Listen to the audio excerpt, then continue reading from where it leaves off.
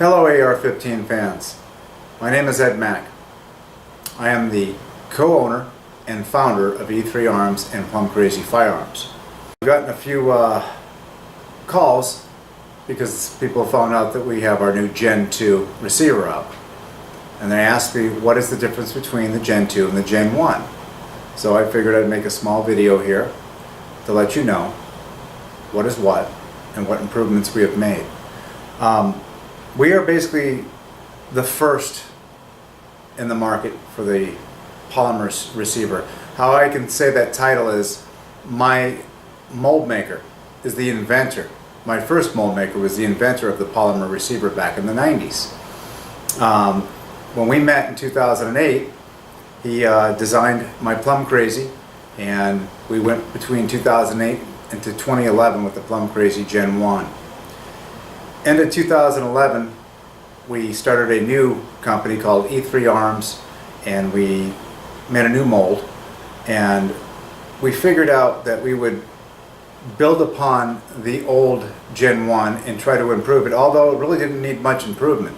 The Gen 1 was flawless. I mean, as far as warranty, very, very rarely we'd have any warranty calls, but the Gen 2, it's a total different animal.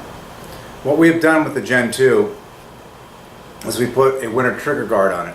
The glove, it also adds rigidity to the receiver. We also have put a, as you can see here, the difference. Here's the Gen 1, here's the Gen 2. The Gen 2, we put a reinforcement line here, okay?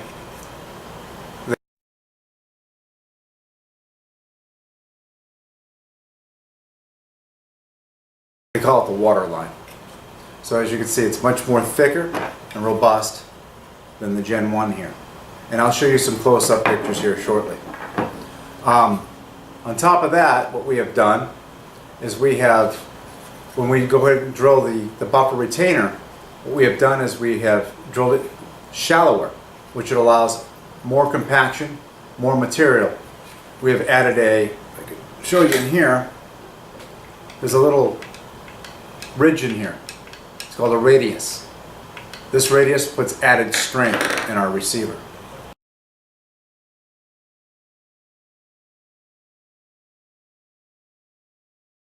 As you can see here, all the ribbing versus the old Gen 1 and the Gen 2, our ribbing here is all solid, thicker at the bottom where the mag wall is.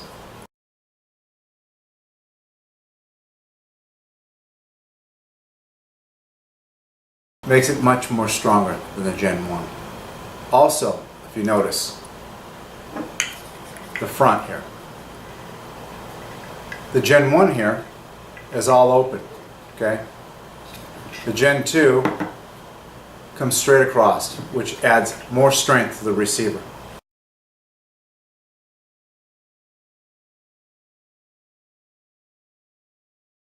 Since we've created this Gen 2, I think we've actually finally made a bulletproof receiver. There's no need to put metal inserts in our receiver at all. We don't have any issues with these at all. I think we don't even need to improve on this anymore. I think this is it. I think we found the holy grail of polymer receivers. We have reports back from ranges nationwide with up to 70,000 rounds through our Gen 2 with no issues whatsoever. And the last thing that what makes our Gen 2 unique. Our Gen 2 receiver is molded down in our facility in Phoenix, Arizona, and then we truck them up here like an 80% receiver to our assembly facility here in Lake Havasu City, and we drill the front takedown pinhole, the rear takedown pinhole, the rear detent spring hole, the front detent spring hole, safety spring hole. Well, this one's not drilled yet. We drilled the bolt catch hole, and we drilled the buffer detent hole. Then we go in on a mill and we hog this all out. This is not pre-molded off a machine and just slapped together. This thing is done like an 80% receiver. It's almost like an aluminum receiver. but it's polymer. But we treat it just like an aluminum billet receiver. This is modeled off a billet design, and that's why we have all this integral strength added to our receiver.